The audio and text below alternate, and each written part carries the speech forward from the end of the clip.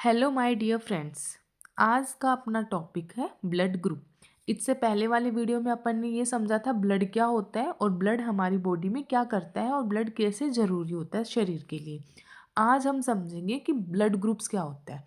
ठीक है, तो इसका इंट्रोडक्शन से स्टार्ट करते हैं कि blood group refer to the classification of blood based on the presence और absence of specific antigen on the surface of red blood cell. कि ब्लड ग्रुप का जो क्लासिफिकेशन है वो इस चीज़ पे बेस्ड है कि आरबीसी की जो सरफेस होती है, आरबीसी की सरफेस के ऊपर कोई एंटीजन प्रेजेंट है या एब्सेंट है। इस बेसिस के ऊपर हम ब्लड ग्रुप का निर्धारण करते हैं। आरबीसी की सरफेस पर एक एंटीजन प्रेजेंट होता है जिसे हम बोलते हैं ग्लाइकोप्रोटीन एंटीजन। क्या बोलते हैं? उस एंटीजन का नाम है ग्लाइकोप्रोटीन एंटीजन। अगर ये ग्लाइकोप्रोटीन एंटीजन अगर आरबीसी की सरफेस पर प्रेजेंट है, ठीक है, तो प्रेजेंट है कि नहीं, ये ग्लाइकोप्रोटीन एंटीजन जो होते हैं दो तरीके के होते हैं। एक तो होते हैं ए और glycoprotein A and glycoprotein B. अगर ग्लाइकोप्रोटीन ए आरबीसी की सरफेस पे प्रेजेंट है तो वो होता है ब्लड ग्रुप ए। अगर ग्लाइकोप्रोटीन बी अगर आरबीसी की सरफेस पे प्रेजेंट होता है तो उस पर्सन का ब्लड ग्रुप होता है बी। क्लियर? अगर ए बी दोनों ग्लाइकोप्रोटीन प्रेजेंट है तो पर्सन का ब्लड ग्रुप होगा ए बी। अगर कोई भी ग्लाइकोप्रोटीन आरबीसी की सरफेस पर प्रेजेंट नहीं है तो उस पर्सन का ब्लड होता है O. Okay, next, these antigens are genetically inheritant. ये जो एंटीजेंस होते हैं ये जेनेटिकली इनहेरिटेंट होते हैं, मतलब अपन को अपने पेरेंट्स से मिलते हैं। Knowledge of blood group is very important in blood transfusion, pregnancy, surgery and emergency care.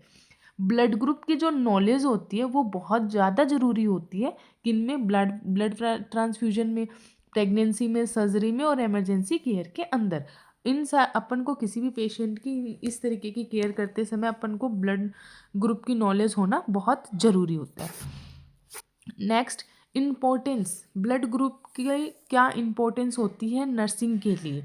देखो, अपन को ब्लड ग्रुप का नॉलेज होना इन चीज़ों के लिए ज़रूरी होता है। सेफ ब्लड ट्रांसफ्यूजन के लिए अगर अपन को पता होना चाहिए कि अगर किसी पेशेंट को ब्लड ट्रांसफ्यूजन होना है तो अपन को इसका नॉलेज होना चाहिए। तो सेफ ब्लड ट्रांसफ्यूजन के लिए, prevention of transfusion reaction, transfusion के दौरान कोई रिएक्शन ना हो उसकी रुकावट के लिए, केयर ऑफ प्रेग्नेंट मदर जो कि RH इनकम्पेटिबिलिटी वाली होती है। इन मदर्स के अंदर क्या होता है, इन मदर अगर RH पॉजिटिव है, मदर RH नेगेटिव होती हैं तो इनका जो बेबी होता है, फिटस जो होता है वो होता है RH पॉजिटिव। ऐसी मदर जो होती हैं वो RH इनकम्पेटिबिलिटी में आती हैं। क्लियर? देन ऑर्गन ट्रांसप्लांटेशन, अगर किसी पेशेंट का ऑर्गन ट्रांसप्लांटेशन होना है तो उसके लिए भी अपन को ब्लड ग्रुप का नॉलेज होना बहुत ज़रूरी है। मेडिकल लीगल केसेस के लिए और एमरजेंसी मैनेजमेंट के लिए। ओके, अब हम समझते हैं ब्लड ग्रुप सिस्टम क्या होता है। तो ये जो होता है ये बहुत ज़रूरी होता है। ठीक है, ये क्या है, मोस्ट इम्पॉर्टेंट होता है ब्लड ग्रुप सिस्टम। अपने ह्यूमन बीइंग के अंदर दो ब्लड ग्रुप सिस्टम देखे जाते हैं, ABO ब्लड ग्रुप सिस्टम और RH blood group system. ABO blood group system के अंदर अपन ये देखते हैं कि पर्सन का ब्लड A है, B है, AB है या फिर O है। ये तो इसके अंदर RH ब्लड ग्रुप सिस्टम के अंदर अपन ये पता लगाते हैं। अब है RH ब्लड ग्रुप सिस्टम, इसके सॉरी पहले था ABO ब्लड ग्रुप सिस्टम के अंदर अपन ये पता करते हैं कि ब्लड ग्रुप A है, B है, AB है या O है पर्सन का। RH ब्लड ग्रुप सिस्टम के अंदर अपन ये पता लगाते हैं कि पर्सन का ब्लड पॉजिटिव है या फिर नेगेटिव है। ठीक है, तो सबसे पहले अपन देखते हैं ABO ब्लड ग्रुप सिस्टम। तो ABO ब्लड ग्रुप सिस्टम को सबसे पहले डिस्कवर किया था कार्ल लैंडस्टीनर ने 1901 के अंदर। ओके, 1901 में कब डिस्कवर किया था? 1901 में कार्ल लैंडस्टीनर ने इसको डिस्कवर किया था ब्लड ग्रुप सिस्टम को। इसके अंदर क्या था कि it is based on the presence और absence of antigen A and antigen B on RBCs ठीक है। इसके अंदर ये उसने डिस्कवर किया था, जैसे अब मैंने स्टार्टिंग में इंट्रोडक्शन में बताया था कि ग्लाइकोप्रोटीन नाम का जो एंटीजन होता है वो ए और बी, ये दो तरीके का एंटीजन होता है। अगर किसी पर्सन की आरबीसी के सरफेस पर अगर ब्लड ग्रुप मतलब एंटीजन ए प्रेजेंट है तो उसका ब्लड ग्रुप क्या होगा, ए। बी प्रेजेंट है तो बी होगा। ए बी दोनों एंटीजन प्रेजेंट है आरबीसी की सरफेस पे तो ब्लड ग्रुप ए बी होगा। अगर कोई भी एंटीजन प्रेजेंट नहीं है किसी भी पर्सन की आरबीसी की सरफेस पे तो ब्लड ग्रुप क्या होगा, ओ होगा। दूसरी चीज उसमें पॉजिटिव और नेगेटिव के लिए इसमें यह देखा गया था कि अगर किसी पर्सन की एंटीबॉडी के मतलब आरबीसी की सरफेस पर अगर एंटी ए है कि बी है, मतलब प्लाज्मा के अंदर, एंड एंटीबॉडी ए है कि बी है, इसको जानने के लिए क्या होता है कि एंटीबॉडी क्या होती है। देखो सबसे पहले ये देखो, यदि किसी भी पर्सन की आरबीसी पर कोई एंटीजन प्रेजेंट है तो उस पर्सन के प्लाज्मा में क्या होगा, एंटीजन की रेसिप्रोकल एंटीबॉडी प्रेजेंट होगी। एंटीजन की रेसिप्रोकल एंटीबॉडी प्रेजेंट होगी। ठीक है। रेसिप्रोकल एंटीबॉडी मतलब है अपोजिट, एंटीजन के अपोजिट एंटीबॉडी प्रेजेंट होती है। ठीक है। और रेसिप्रोकल एंटीबॉडी क्या होती है, वो एंटीबॉडी होती है जो एंटीजन के साथ रिएक्ट नहीं करती है। रेसिप्रोकल एंटीबॉडी वो एंटीबॉडी होती है जो किसी भी एंटीजन के साथ में रिएक्शन नहीं करती। क्या नहीं करती, रिएक्शन नहीं करती। अगर रिएक्शन हो जाएगा तो ये क्या है, एक लाइफ थ्रेटनिंग कंडीशन हो जाती है और पर्सन की डेथ हो जाती है। तो हमेशा याद रखना कि किसी भी पर्सन के अंदर एंटीजन की अगेंस्ट एंटीबॉडी प्रेजेंट होगी। ठीक है। सेम एंटीजन एंटीबॉडी प्रेजेंट नहीं हो सकते। ठीक है। हमेशा एक दूसरे के अपोजिट ये प्रेजेंट होते हैं। समझते हैं टेबल के अंदर अपन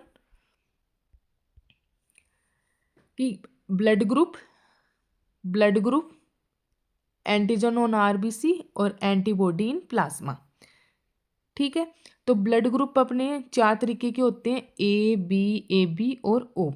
तो मैंने क्या बताया था, अगर आरबीसी की सरफेस पर एंटीजन ए प्रेजेंट हो तो ब्लड ग्रुप कैसा होगा, ए। बी प्रेजेंट हो तो बी, दोनों एंटीजन प्रेजेंट है तो ए बी, कोई एंटीजन प्रेजेंट नहीं है तो ब्लड ग्रुप क्या होता है उसका, ओ होता है। अब इसके अपोजिट ब्लड के प्लाज्मा में एंटीबॉडी प्रेजेंट होती है। कौन सी एंटीबॉडी, रेसिप्रोकल एंटीबॉडी। वो कौन सी एंटीबॉडी होती है, अगर किसी पर्सन का ब्लड ग्रुप अगर ए है तो उस पर्सन के ब्लड के अंदर एंटी बी मतलब एंटीबॉडी बी प्रेजेंट होगी। बी ब्लड ग्रुप वालों के अंदर एंटीबॉडी ए प्रेजेंट होती है। ठीक है। दूसरा है, अगर ए बी दोनों अगर ब्लड ग्रुप प्रेजेंट है, मतलब दोनों जो है एंटीजन प्रेजेंट है पर्सन की आरबीसी की सरफेस पे, तो उस पर्सन के अंदर कोई एंटीबॉडी प्रेजेंट नहीं होती है। ठीक है। अगर जिस पर्सन के आरबीसी के ऊपर कोई एंटीजन प्रेजेंट नहीं तो वो ब्लड ग्रुप क्या होता है, ओ। तो ऐसे पर्सन के ब्लड के अंदर anti A and anti B दोनों तरीके की एंटीबॉडी प्रेजेंट होती है। क्लियर। नेक्स्ट है ब्लड ग्रुप ए। देखते हैं। देखो ब्लड ग्रुप ए के अंदर अपन ने देखा एंटीजन ए प्रेजेंट होगा, इसके अपोजिट एंटीबॉडी बी प्रेजेंट होगी। ये जो ब्लड ग्रुप ए वाला जो पर्सन है ये ब्लड ए और ओ दोनों से रिसीव कर सकता है। ब्लड ग्रुप ए वाले से भी वो रिसीव करेगा और ब्लड ग्रुप ओ वाले से भी रिसीव करेगा, लेकिन ये डोनेट किसे करेगा, ए वाले को और ए बी को, दोनों को डोनेट कर सकता है। फिर अब ब्लड ग्रुप बी के अंदर बी एंटीजन प्रेजेंट होगा आरबीसी की सरफेस पर और एंटीबॉडी ए प्रेजेंट होगी। ये क्या करता है, ये बी और ओ दोनों से ब्लड रिसीव करेगा और जो डोनेट किसको कर सकता है ब्लड ग्रुप बी वाला, ये बी और ए बी दोनों को डोनेट कर सकता है। अभी अपन ब्लड ग्रुप सिस्टम पढ़ रहे हैं, इसके बाद में आरएच सिस्टम पढ़ेंगे। नेक्स्ट है ए बी।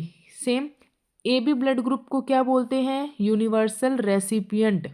ठीक है। इंपॉर्टेंट क्वेश्चन है, कंपटीशन एग्जाम में पूछे जाने वाला कि ए बी ब्लड ग्रुप को क्या बोलते हैं, यूनिवर्सल रेसिपिएंट बोलते हैं। ठीक है।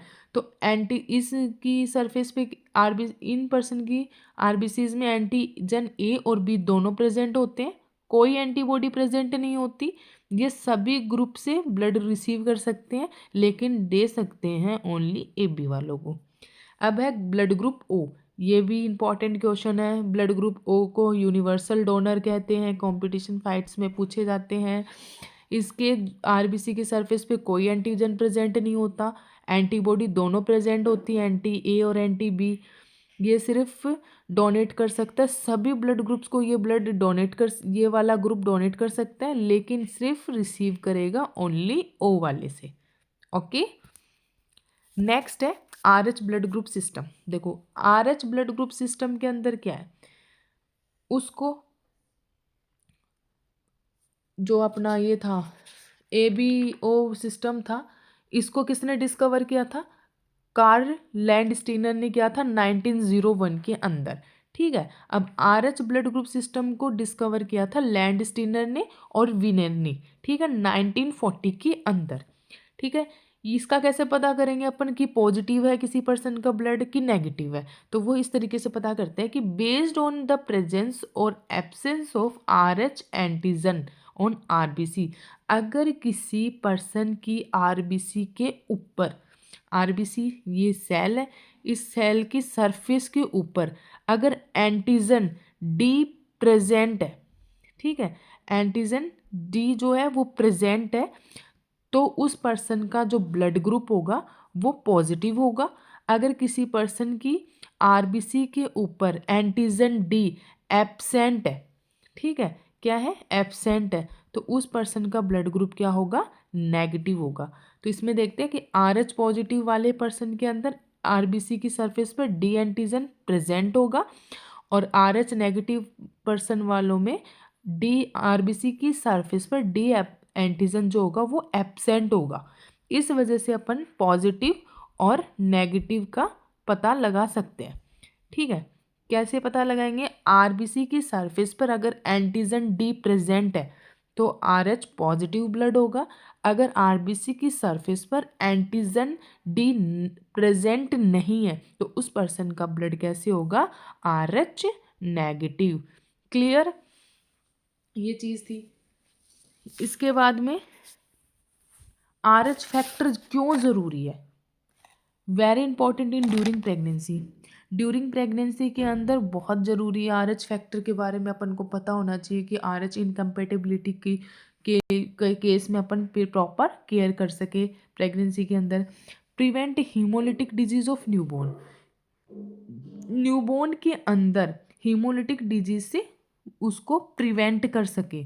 हीमोलिटिक डिजीज़ क्या होती है न्यूबॉर्न के अंदर? देखो ये एक डिजीज़ होती है जिसके अंदर क्या होता है, अपना पहले वाले वीडियो में अपन ने ब्लड में देखा था कि RBC का जो लाइफ स्पान होता है वो 120 डेज़ का होता है।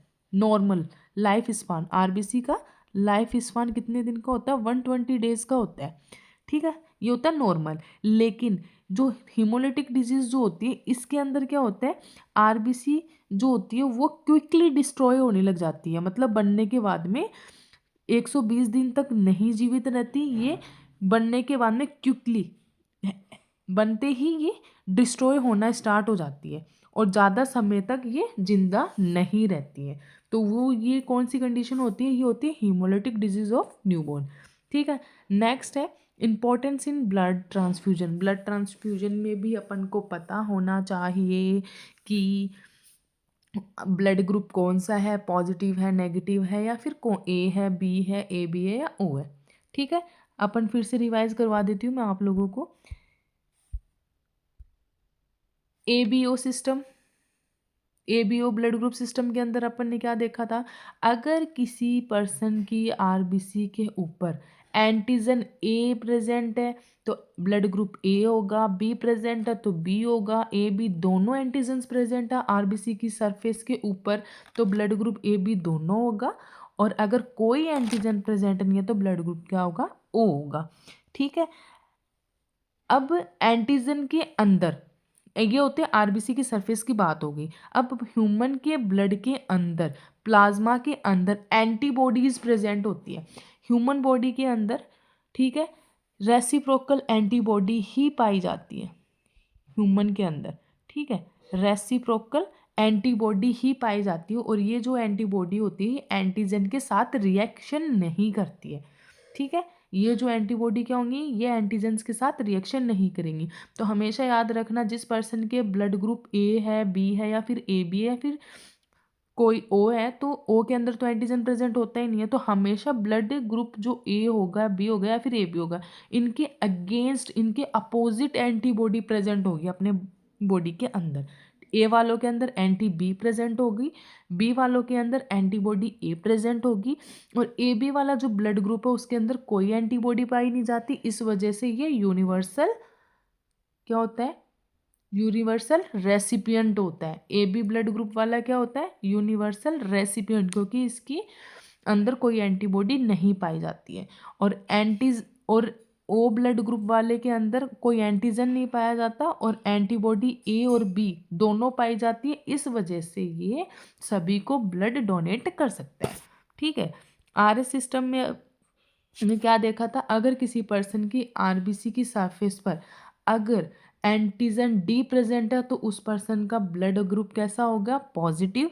अगर एंटीजन डी नेगेटिव है, मतलब एंटीजन डी आरबीसी की सरफेस पर प्रेजेंट नहीं है, तो उस पर्सन का ब्लड ग्रुप क्या होगा, नेगेटिव होगा।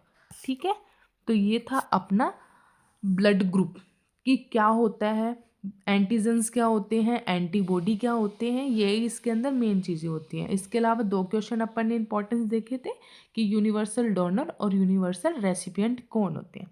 क्लियर, यूनिवर्सल डोनर होता है ओ नेगेटिव, और यूनिवर्सल रेसिपिएंट होता है A B positive. Thank you, like and subscribe my channel.